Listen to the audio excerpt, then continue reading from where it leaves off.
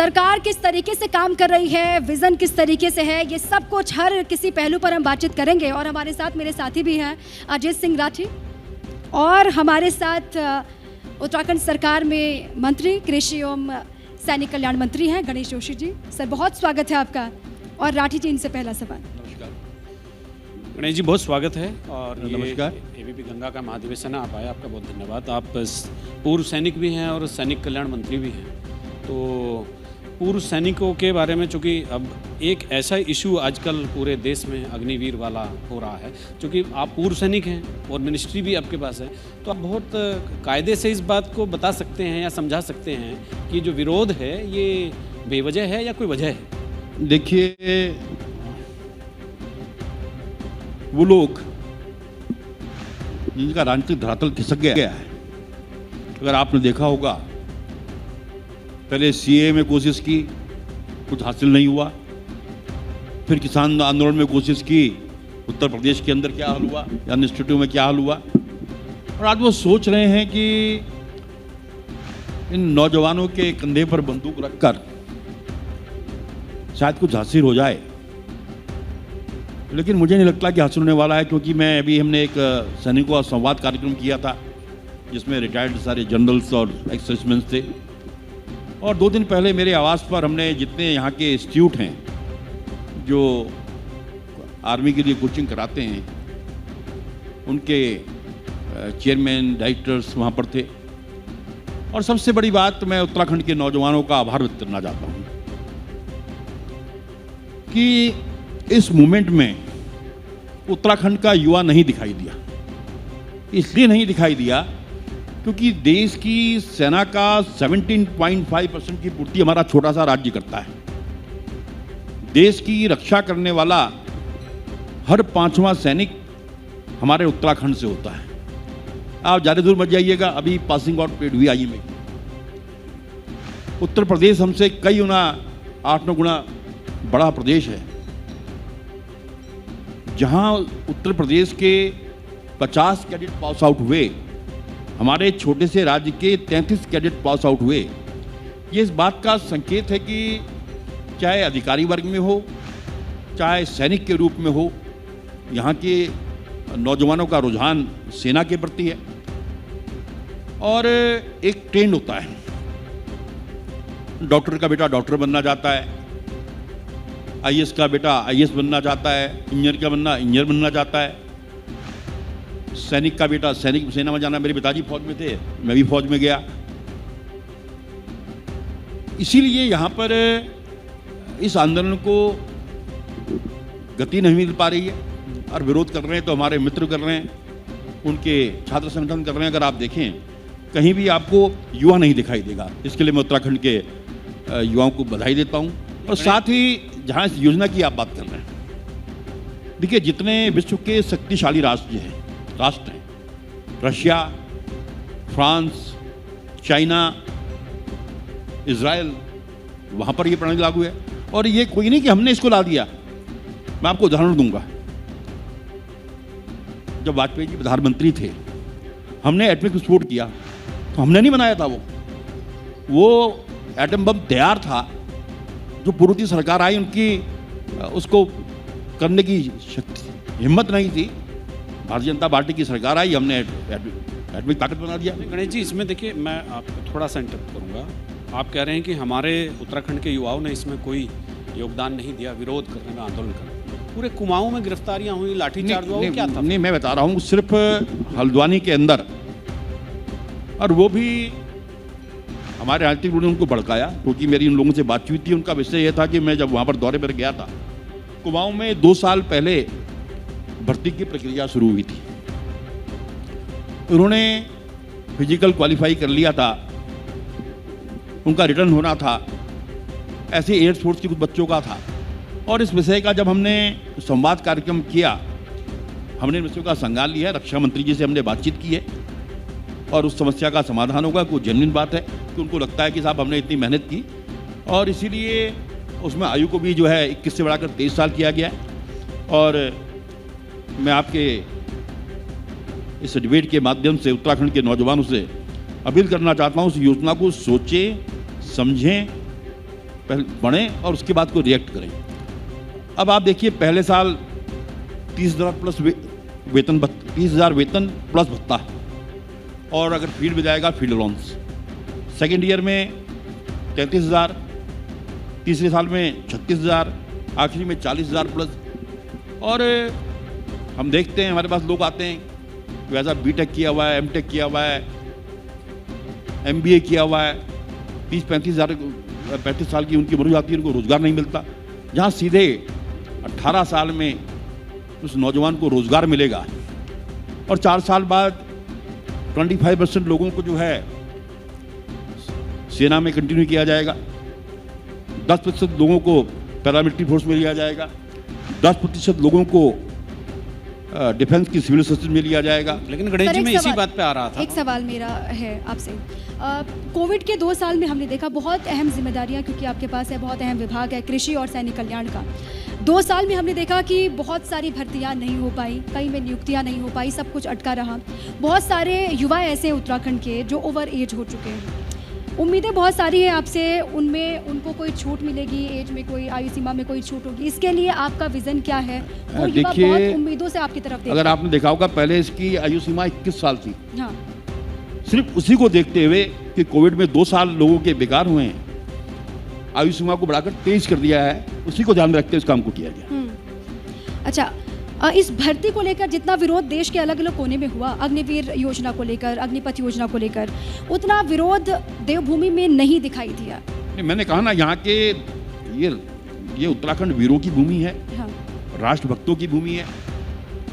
First world war से लेकर अभी तक देखें कितने विक्टोरिया क्रॉस, परमवीर चक्र, महावीर चक्र, अशोक चक्र, मतलब इतने वीरता के पुरस्कार यहाँ के लोगों को मिले हैं। यही कारण है कि मैंने उदाहरण दिया ना आपको कि देखिए यहाँ का किसी न किसी परिवार के हर किसी का चाचा, किसी का ताऊ, किसी का मामा, कोई ना कोई सेना में है, और यहाँ पर विरोध नहीं हुआ। इसका कारण यही है कि यहाँ के लोग इस बात को समझते हैं, उन्हें मालूम है कि ये योजना राष्ट्र के हित में है, देश के हित में है। अगर मोदी जी और राजनाथ सिंह जी इस योजना को लाए हैं, क्योंकि हम ये नहीं कह सकते आज जो भारत की सीमाएं जिस तरह से अगल बगल के देशों से घिरी हैं, हम किसी भी राष्ट्र को नहीं सकते कि हमारा ये मित्र राष्ट्र है। नेपाल हमारा मित्र राष्ट्र होता था, कभी कभी वो भी हमें आके दिखा देता है। तो ऐसे में सेना का मजबूत होना बहुत ज़रूरी है, और बहुत सोचने समझने के बाद। और मैं एक बात और कहना चाहता हूँ, जैसा कि मैंने कहा कि ये योजना इसकी प्लानिंग 89 से चल रही थी। जैसे मैंने आपको एटमिक विस्फोट का उदाहरण दिया, वो हमारी वाजपेयी सरकार ने नहीं बनाया था, बना पहले हुआ था, उसको फोड़ने की दम नहीं था, हमने उसको करा। इसी प्रकार ये योजना 89 से सरकारें जो हमसे पहले की वो भी एक्सरसाइज कर रही थी, लेकिन लाने की हिम्मत नहीं थी। मैं आभार व्यक्त करना चाहता हूँ प्रधानमंत्री मोदी जी का, रक्षा मंत्री जी का, देश के हित में और सेना के हित में योजना। सर, ये तो बात सेना की हो गई। किसानों की बात, क्योंकि किसानों की आय दोगुनी करने का वादा प्रधानमंत्री मोदी ने किया था 2022 तक। उसके लिए पुष्कर सिंह धामी ये दावा करते हैं कि वो भी संकल्पित है, इस दिशा में आगे बढ़ रहे हैं। सर, कितना काम हो पाया है, कितना वक्त और लगेगा, क्या कहना चाहेंगे प्रदेश के किसानों को आप? देखिए, आप टाइम भी नोट कर लीजिएगा और दिन भी नोट कर लीजिएगा जी। मैं पूरे दावे के साथ कह सकता हूँ कि हमारे युवा मंत्री पुष्कर सिंह धामी जी के नेतृत्व में मैं उनका आभार करना चाहता हूँ। जिस प्रकार प्रधानमंत्री जी ने किसानों को किसान सम्मान निधि दी, माननीय पुष्कर सिंह धामी जी ने बजट में प्रावधान किया है। हम मुख्यमंत्री किसान प्रोत्साहन राशि 2,000 रुपये पुष्कर सिंह धामी जी की सरकार दे रही है। मैं इसके लिए उनका आभार व्यक्त करता हूँ, जो किसानों की आय दुगनी करने में एक साधन सिद्ध होगा। और आज हमारे यहाँ, क्योंकि मुझे लगभग 3 महीने इस भाग में हो गए हैं, और जितना मैंने 3 महीने के अंदर इसको समझने की कोशिश की है, आज हमारे यहाँ हॉर्टिकल्चर में, फ्लोरिकल्चर में और मिलेट्स में जो मोटे अनाज हैं, पहले एक वक्त ये था हमारा बाजरा, रामदाना, कोनी, लाल चावल, ये कहते थे गरीब लोग खाते हैं। आज स्वास्थ्य की दृष्टि से ये इतने लाभदायक हैं कि आज हम इसकी मांग को पूरा नहीं कर पा रहे हैं। आज बड़े बड़े 5 स्टार होटल्स में, विदेशों में उसकी डिमांड है, तो हमारा मिलेट्स पर फोकस है। हम उसकी उपज को दुगना करने जा रहे हैं। हमने हॉर्टिकल्चर के क्षेत्र में जो नई प्रजाति के एप्पल में जैसे हम ला रहे हैं, पहले सेब जो है 5-6 साल में फल देता था, अभी हाइब्रिड एप्पल जो है 1 साल में फल दे रहा है। पहले साल सर में एक बार आपको मैं रोकना चाहूंगी, हरक सिंह रावत जी भी हमको ज्वाइन कर चुके हैं। बहुत स्वागत है सर आपका, आइए बैठ। स्वागत है आपका। पूर्व मंत्री हैं और कांग्रेस नेता हैं। देखिए, खास बात ये है कि हरक सिंह जी पूर्व कृषि मंत्री हैं और गणेश जोशी जी मौजूदा कृषि मंत्री हैं। और हरक सिंह जी से भी पूछेंगे कि डबल इनकम के बैरोमीटर क्या होते हैं। फिलहाल तो चूंकि कृषि मंत्री गणेश जोशी जी हैं, तो गणेश जोशी जी इसको सरल भाषा में ऐसे समझाइए कि किसानों की आय दोगुनी होने के मुख्य कारण क्या हैं, क्या बैरोमीटर हैं। जब किसान ऐसा हो जाएगा तब हो जाएगा। इसमें पशुपालन, डेयरी, पशुपालन मंत्री जी भी बैठे हैं सौरभ जी, तो मतलब उसमें क्या एनिमल हस्बेंड्री, डेयरी, फिशरीज ये भी शामिल हैं या क्या है? नहीं, उसमें इसमें अनिल पशुपालन और उसमें नहीं है, लेकिन मैं बात कर रहा हूँ कि आपका, लेकिन पशुपालन के बिना किसान कैसे समृद्ध हो सकते? एक ही तो है ना, मिलकर काम कर रहे हैं। जहाँ कहीं आवश्यकता एक दूसरे की होती है हम आपस में बात कर लेते हैं। लेकिन जहाँ तक बात में आय दुगनी की बात आप कह रहे थे, अब ऐसी ब्रीड आ गई है। पहले देखिए, मैंने उदाहरण दिया आपको, पहले सेब जो है 5-6 साल में फल देता था। आज जो हाइब्रिड एप्पल है, मैं भी एक गांव में गया था डिडीहाट, मैं 1.5 साल पहले जब गया वहाँ कुछ नहीं था। जब मैं वहाँ पर गया तो सेब के पेड़ लगे हुए थे। मैंने उनसे पूछा, मैंने कहा यार ये कहने गया एक सुधीर चड्डा जी इसमें प्राइवेट काम करते हैं, उनके यहाँ से बहुत लगी थी। बिल्कुल। तो 1 साल पहले साल में उससे पेड़ पर उस पर 5 किलो फल आया, दूसरे साल में 18 किलो आता है, तीसरे साल में 22 किलो आता है, फिर उसके बाद 25-30 किलो फल देता है। तो जो हमारी जो टेक्नोलॉजी का इस्तेमाल करें और हाइब्रिड हम लगाएं तो हम अपनी किसानों की आय को हम दुगना कर सकते हैं। इसी प्रकार कीवी जो है 3 साल में फल देता है। और कीवी आपने देखा होगा कोरोना के अंदर बहुत लाभदायक सिद्ध हुआ, लोगों की बहुत डिमांड थी। और 25-30 रुपये किलो का एक वो क्या बोलते हैं, उसका एक दाना, तो हम कीवी में फोकस कर रहे हैं। इसी में क्योंकि हमारी जो भौगोलिक स्थिति है, जो हमारे तराई के क्षेत्र नीचे उधम सिंह नगर हो गया, हरिद्वार हो गया, नैनीताल का नीचे का क्षेत्र हो गया, देहरादून का कुछ क्षेत्र हो गया, और पहाड़ दोनों की जो भौगोलिक स्थिति भिन्न है वहाँ पर, तो नीचे हम आड़ू और एक हाइब्रिड अमरूद आ रहा है, हम उसको लगा रहे हैं। और मैंने कहा ना, टाइम नोट कर लीजिएगा, 2 साल के अंदर आप मुझसे जो सवाल पूछेंगे और आंकड़े अगर आप देखेंगे तो निश्चित ही आपको दुगने नजर आएंगे। इस प्रकार का प्रयोग हम कर रहे हैं। ये बहुत बड़ी बात आपने कही गणेश जी, और 2 साल का इंतजार सभी को है, हमको है। मैंने कहा ना, किसी चीज को बच्चा भी 9 महीने पैदा होता है, अब ये तो टाइम लगता है, तो किसी चीज को आप बहुत लगाएंगे। लेकिन दीपा, हरक सिंह जी से समझना पड़ेगा इस मामले में। हरक सिंह जी बेहतर समझा देंगे। समय चक्र आप है जो डबल इनकम की बात कर रहे हैं किसानों की, कि हाइब्रिड के बीज आएंगे किसानों तक वो पहुंचेंगे, उसकी क्या गारंटी होगी? आप कृषि मंत्री रहे हैं, जोशी जी ने जो तर्क दिए हैं, क्या आप सहमत हैं उनसे? मुझे नहीं मालूम कि जोशी जी ने पूरी बात क्या कही, लेकिन क्योंकि मैंने उत्तराखंड में 4 साल कृषि उद्यान मंत्री के रूप में मैंने काम किया है,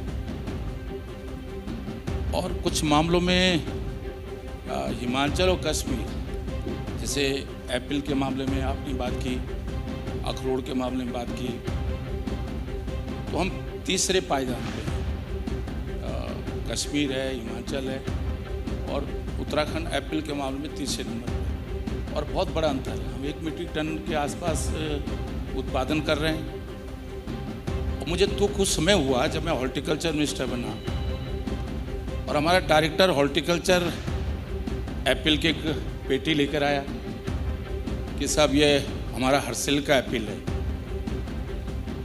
अब मैंने पेटी देखी तो पेटी पे हिमाचल का नाम था, तो मैंने उससे कहा भाई तुम हर्सिल का एप्पल लेके अपने थोड़ा सा रिक्वेस्ट, माइक थोड़ा सा ऊपर कर, तुम हर्सिल का एप्पल लेके आए हो अपने हॉर्टिकल्चर मिनिस्टर के लिए, और पहली बार आए हो, और वो भी हिमाचल की पेटी में लेकर आए हो।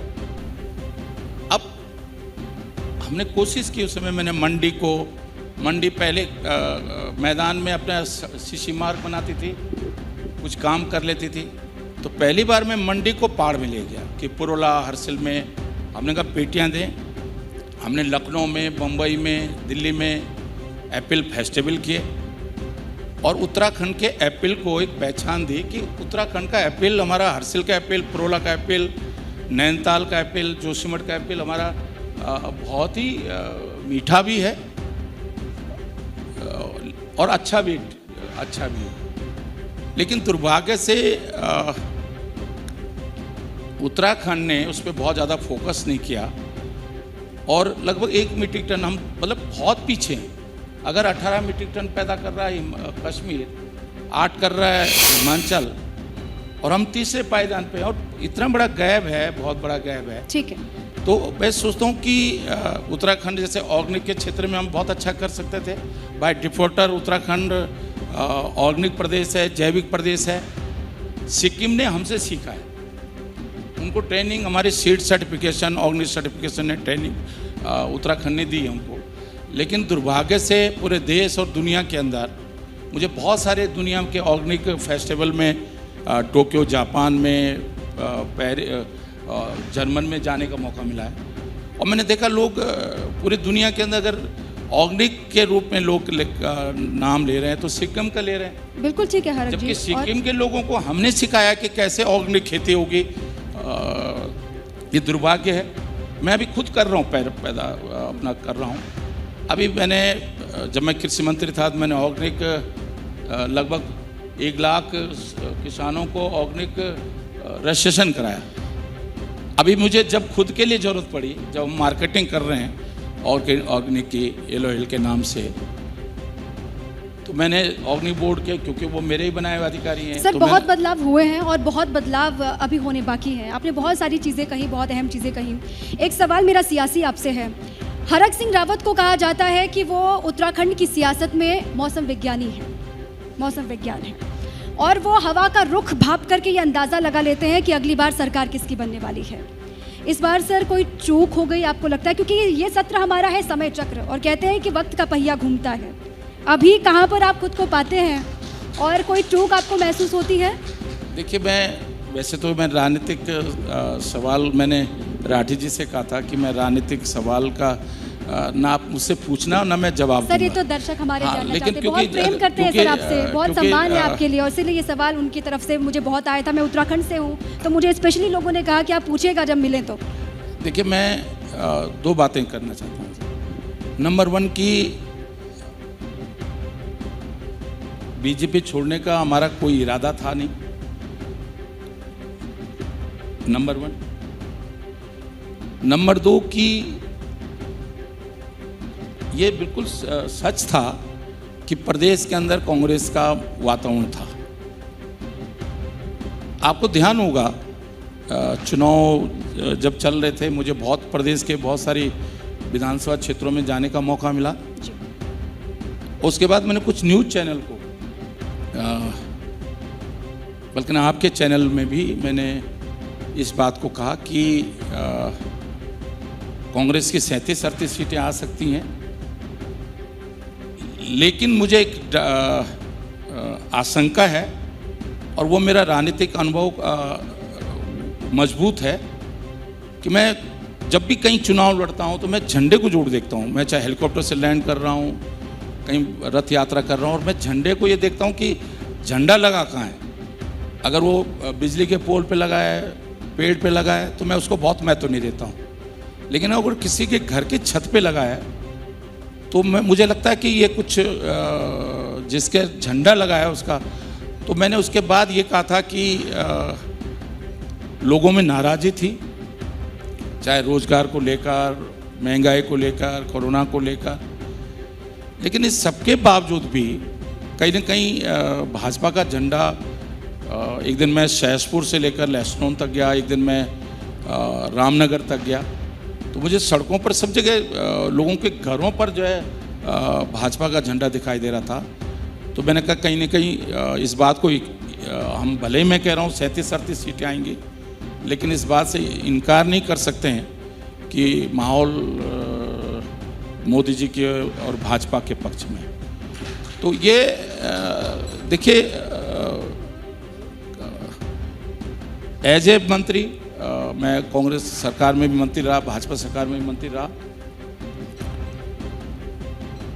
और मैंने बयान, और मुझे आज भी कहने में कोई संकोच नहीं है कि भाजपा के मंत्री के रूप में मैं फेल मंत्री रहा हूँ। बहुत जो एक सेटिस्फेक्शन होता है ना मन को, वो नहीं था। प्रहलाद जोशी जी ने मुझसे कहा कि आप कोटद्वार क्यों नहीं चुनाव लड़ना चाहते, आप जीत जाएंगे, सर्वे में आप जीत रहे हैं। मैंने कहा मैं जीत रहा हूँ, 100% जीतूंगा, 200% जीतूंगा। पिछली बार 11,000 वोट से जीता, इस बार मैं उससे ज़्यादा वोट से जीतूंगा। लेकिन मेरा मन नहीं मान रहा है कि 2017 में मैंने कहा कि सुरेंद्र सिंह नेगी जी 5 साल हेल्थ मिनिस्टर रहते हुए मेडिकल कॉलेज नहीं बना पाए, सिर्फ 2 करोड़ रुपए की बाउंड्री बना पाए। आज जब मैं मंच पे खड़ा हूँगा तो हर चीज़ राजनीति वोट की राजनीति के लिए नहीं होती है। तो मेरा किस मन से मैं कहूँगा कि नहीं मैंने 5 साल में मंत्री के रूप में ये काम किया सर। और मैंने कहा इसलिए मैं नहीं चुनाव लड़ूंगा कोटद्वार से, क्योंकि मेरा मन अगर मन से अगर कोई चीज़ नहीं होती है तो मैं सोचता हूँ कि वो फिर हो सकता है कि हम दिखावा करें, लोगों को अच्छी बातें करें, लोग उससे प्रभावित हो जाए। लेकिन हरक जी आपने तो बहुत सारे काम कराए, जिम कॉर्बेट से जुड़े हुए सारे जितने इंफ्रास्ट्रक्चर के काम थे वो कराए। अपनी विधानसभा क्षेत्र में आपने और भी तमाम काम कराए, अवस्था में जुड़े हुए। क्या एक मेडिकल कॉलेज बनना या नहीं बनना एक राजनीतिक व्यक्ति को ये रोकता है कि अपने क्षेत्र में चुनाव लड़ने ना जाए? बिल्कुल, मैं सोचता हूँ कि अगर देखिए, अब देखिए हर व्यक्ति के अपने, गणेश जी से भी पूछूंगा मैं सवाल कि ये क्या, देखिए राठी जी, हर व्यक्ति का अपना काम करने का तरीका होता है। मैंने अपनी ज़िंदगी में कुछ, जैसे मैंने कहा कि 2016 में जिला बनाऊंगा कोटद्वार, लाडंग चिला खास सड़क बनाऊंगा, कॉर्बेट पार्क का गेट खुलवाऊंगा, मेडिकल कॉलेज बनाऊंगा। क्योंकि जिले पूरे प्रदेश में नहीं बन रहे थे तो मैं समझा सकता था कि मैं जिला नहीं बनाऊंगा। सेंटर स्कूल के लिए मैंने पूरी कोशिश की, इतनी 3 साल प्रधानमंत्री जी से लेकर, होम मिनिस्टर से लेकर, रक्षा मंत्री से लेकर, मानव संसाधन मंत्री से लेकर, निशंक से लेकर, जावड़ेकर जी से लेकर इतनी कोशिश की मैंने सेंट्रल स्कूल के लिए। अब मुझे लगा कि मैं नहीं सफल हो पाया। सैनिक स्कूलों के लिए भी, सेंट्रल स्कूल, केंद्रीय विद्यालय के लिए। अब क्योंकि कोटद्वार में सारे लोग जो है एक्स आर्मी के लोग थे, बसे हैं, अब इसलिए उनकी डिमांड थी। तो मुझको लगा, देखिए व्यक्तिगत रूप से मैंने आम जनता के लिए काम किया, लेकिन कुछ काम ऐसे होते हैं। मेरी पहचान हरक सिंह रावत की पहचान जब मैं टूरिज्म मिनिस्टर था, आज मैं जब खिरसू जाता हूँ तो मुझे लगता है ये मेरी देन। जब रिवर राफ्टिंग करते हुए मैं एक दिन सुबोध उनियाल जी से मेरी बहस हो रही थी, जब मैं आज कभी हेलीकॉप्टर से जाता हूँ, मैं कौड़िया से लेकर ऋषिकेश तक रिवर राफ्टिंग करते हुए देखता हूँ, तो मुझे लगता है कि हरक सिंह की देन। अच्छा, एक सवाल का जवाब दीजिए, आजकल क्या कर रहे हैं आप? आजकल मैं खेती कर रहा हूँ और अभी मैंने अपने सहसपुर में तो कृषि मंत्री जी की मदद लेंगे कि नहीं? बिल्कुल मदद नहीं लूंगा मैं, क्योंकि मुझे मतलब पता ऐसी है क्या बेतकल्लुफी है, इसलिए मदद नहीं लूंगा कि मैं सक्षम हूँ और किसानों को जरूरत है मदद की, ये बड़े किसान। अच्छा, गणेश जी से मेरा एक सवाल है। इनके विभाग का सब देख चुका हूँ। मेरी शिमला मिर्च पर कीड़ा लगा, मैं इनके हॉर्टिकल्चर विभाग, अब इनका क्या है, मेरा भी रह चुका है, पंतनगर यूनिवर्सिटी के सारे साइंटिस्ट को ले जाकर वो कीड़ा नहीं ठीक हो पाया मेरा, और इतना दर्द है मेरे मन में। अब मुझे अभी 3 दिन पहले जब मुझे एक शिमला मिर्च का पेड़, ये कौन सा कीड़ा आ गया जो ठीक ही नहीं हो रहा है? अब पता नहीं इन्होंने भेजा होगा, कि किससे भेजा। गणेश जी, ये कौन सा कीड़ा है, आपको पता है शिमला मिर्च में कौन सा कीड़ा लगा है? अब ऐसा है ना कि देखिए, अब मुझे तो विभाग में 3 महीने हुए हैं, मैं तो अभी कीड़े कांटों का तो पहले ही पता कर लेना चाहिए। नहीं, अब कीड़े हैं तो उसी जमाने के कीड़े होंगे।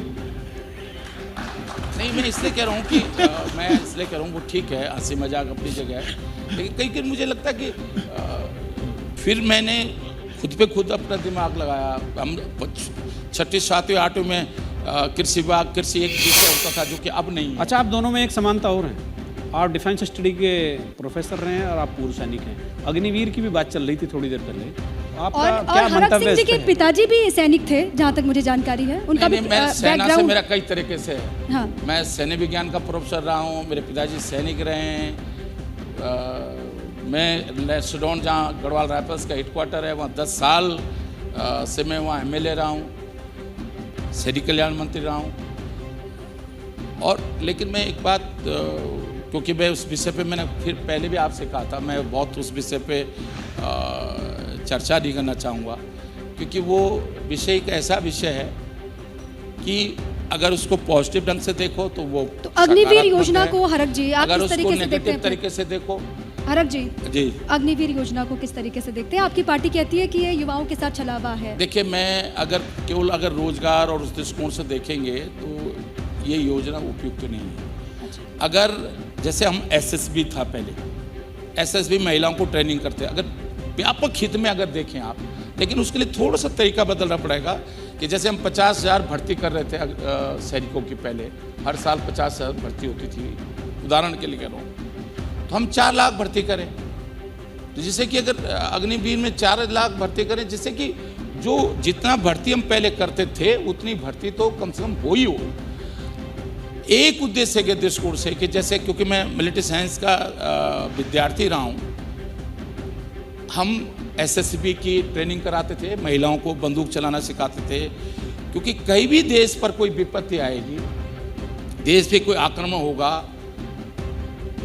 जिसको हम टोटल वार कहते हैं, ठीक है समग्र सर, युद्ध कहते हैं, क्योंकि हम सेशन के आखिरी पड़ाव पर हैं हरक जी। उस स्थिति में देश के हर व्यक्ति को एक सैनिक के रूप में होना चाहिए। ठीक जैसे है। भी यूक्रेन में अगर आप देख रहे हैं, वेपन्स रशिया के पास बहुत ज़्यादा है, लेकिन यूक्रेन के पास सैनिक ताकत बहुत है कि उनका हर और महिला, उत्तराखंड तो हर वैसे भी व्यक्ति, राष्ट्रवादियों की का गढ़ रहा है, राज्य रहा है अगर हरक आप जी। देखें ठीक कि है। हम पूरे देश के लोगों को, जैसे पहले एसएसबी की ट्रेनिंग होती ठीक है हरक जी, थी, हर वक्त- महिला को ट्रेनिंग दी जाती थी। लेकिन ठीक, दीपा, गणेश जी से एक लेकिन दीपा- आखिरी सवाल, क्योंकि राठी जी अब जी। समय की कमी है, और एक सवाल इनका बस जवाब मैं- भी आप दें। मैं हरक। कृषि मंत्री जी से एक कमिटमेंट यहाँ एबीपी गंगा के महाधिवेशन में लेना चाहता हूँ। हाँ। जब हम लोग बहुत छोटे थे, हम भी और बहुत सारे हमारे जैसे लाखों लोग, तो जब जैसे होश संभाला तो पंतनगर यूनिवर्सिटी का नाम अपने आप जहन में आता था, सुनते थे, इधर पूरा उत्तर प्रदेश, पूरा उत्तराखंड, पूरे आसपास के लोग। अंतर्राष्ट्रीय ख्याति प्राप्त एक विश्वविद्यालय जो सदियों से चला आ रहा था, उसकी रैंकिंग इतने नीचे आ गई है, उसकी रैंकिंग में सुधार आप कब तक कर देंगे, ये आज यहाँ से बता दें। देखिए, आपने बहुत अच्छा सवाल किया, और मैं मंत्री बनने के बाद 2 बार मैंने वहाँ का दौरा किया, और पंतनगर यूनिवर्सिटी कभी एशिया की नंबर 1 यूनिवर्सिटी हुआ करती थी। मैं आपको भरोसा दिलाता हूँ, जो मैंने वहाँ का अध्ययन किया, वहाँ पर कॉम्पिटेंट वीसी न होने के कारण आज उसकी दुर्गति हुई है। अभी हमारे पास वीसी का पैनल आ गया है, शीघ्र ही हम एक वीसी की नियुक्ति करेंगे, और आने वाले दिनों में आपको दिखाई देगा कि पंतनगर यूनिवर्सिटी जो है अपना जो पुराना स्थान है उसको जरूर पाएगी, इतना भरोसा मैं आपको दिलाता हूँ।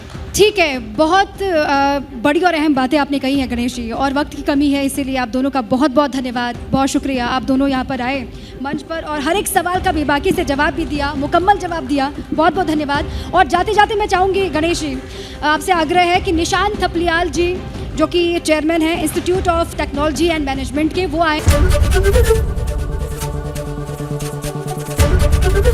एबीपी न्यूज आपको रखे आगे।